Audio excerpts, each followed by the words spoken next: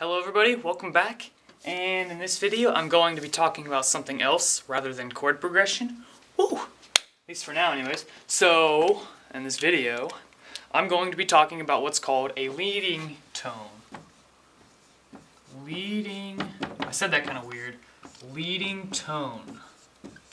Now, a leading tone is defined as something, a tone, a pitch that either pushes you forward to a higher pitch or pushes you forward to a lower pitch. So, what does this mean? Well, Claire messaged me. It hasn't been nothing but 2 hours since she texted me. I still haven't texted her back in 4 months, so whatever. Anyways, what was I saying?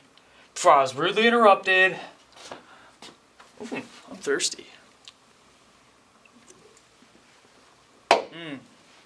So a leading tone makes your ears want to move forward into something.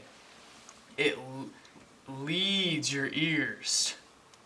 So, for example, when you have a C major scale, the 7th of the scale is a B. Because it goes C, D, E, F, G, A, B, the 7th. This wants to pull you back to not G, C. That's because it's a leading tone. Now, we have two types of leading tones, upper leading tones and lower leading tones. The difference between these is a lower leading tone is below the note it leads to. So, this is an example of a lower leading tone. This one right here, the B. The B is below the C, so they call it a lower leading tone. An upper leading tone would bring you forward to a lower pitched sound. This is what makes music flow forward and doesn't make you feel like you're sitting stagnant. It's a ride, and it keeps going, and it pushes forward. Now, let's go into an example of an upper leading tone. I'm actually going to be explaining why dominant 7th chords are effective. So, what is a dominant 7th? That's a little bit of review, but if you haven't seen my other videos, I'm going to go over that really quick. Whoopsies. It is a major scale taking the 1st, 3rd, 5th, and the 7th notes, and then lowering the 7th a half step. So, for example, in the scale of G, we would have G, skip A, go to B, skip C, go to D, and then skip E and go to F sharp, but then we lower this a half step and we get this. G, B, D, and F. So on music staff, it would look like this. G, B, D, and F.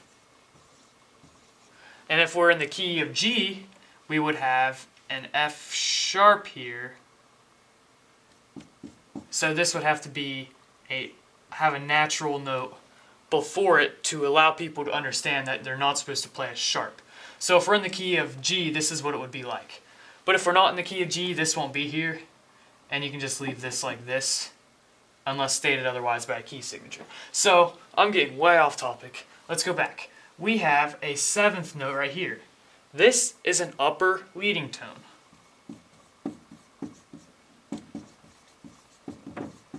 Upper leading. Why is that? Well, this will actually resolve to, this specific chord would resolve to a C major chord. And a C major chord has C, E, and G. Well, take a look at this. F resolves to an E within the C major chord because it's one half step above the E.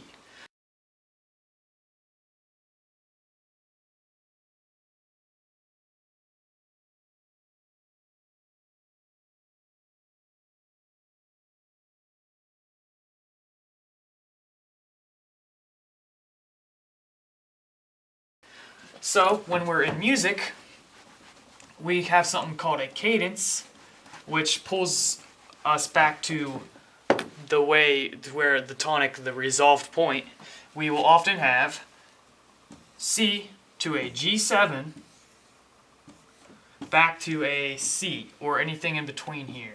But the G7 will almost always go back to the C. Here's a C major chord. Here's a G7. F within a G dominant seventh doesn't sound quite right, but it doesn't sound bad. It just adds a little bit of tension, and it's resolved when we go back to the C major chord. So that's all I have to say about leading tones, and in the next video I'll be talking about something awesome. So yeah, see you then.